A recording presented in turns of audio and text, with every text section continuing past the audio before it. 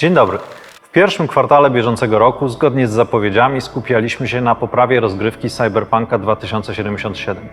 Gra otrzymała w tym roku 2 duże patche oraz 3 hotfixy. Wprowadzane na przestrzeni ostatnich miesięcy aktualizacje dały zauważalny efekt.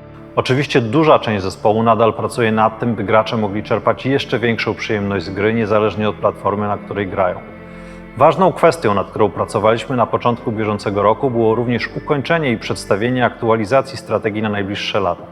Nakreślone przez nas strategiczne kierunki rozwoju mają na celu usprawnienie działalności grupy i wzmocnienie jej potencjału, m.in. poprzez dalszy rozwój posiadanych marek.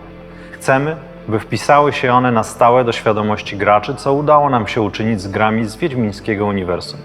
W maju świętowaliśmy 10-lecie Wiedźmina 2 oraz 6. urodziny Wiedźmina 3.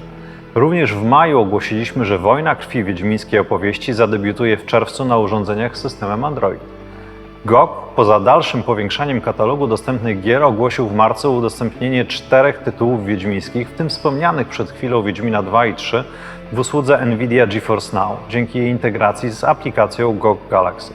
To kolejny etap współpracy GOGa z NVIDIA, zapoczątkowanej przy okazji premiery Cyberpunka w grudniu ubiegłego roku. Jeśli chodzi o stronę finansową naszej działalności, w pierwszych 3 miesiącach tego roku osiągnęliśmy 198 milionów złotych skonsolidowanych przychodów, do czego w głównej mierze przyczyniła się sprzedaż Cyberpunka oraz Wiedźmina 3. Zysk netto grupy wyniósł w omawianym okresie 32 miliony złotych.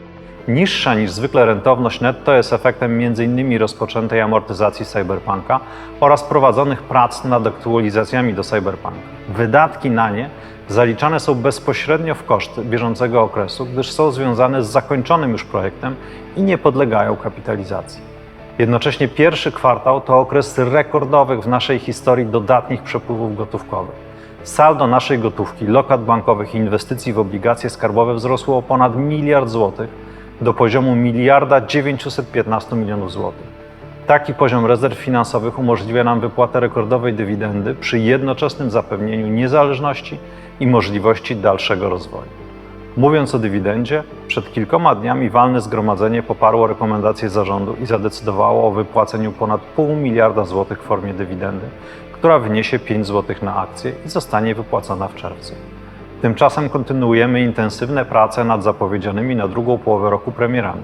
Zarówno Wiedźmin 3, jak i Cyberpunk 2077 zostaną wydane w wersji wykorzystującej dodatkową moc konsol nowej generacji.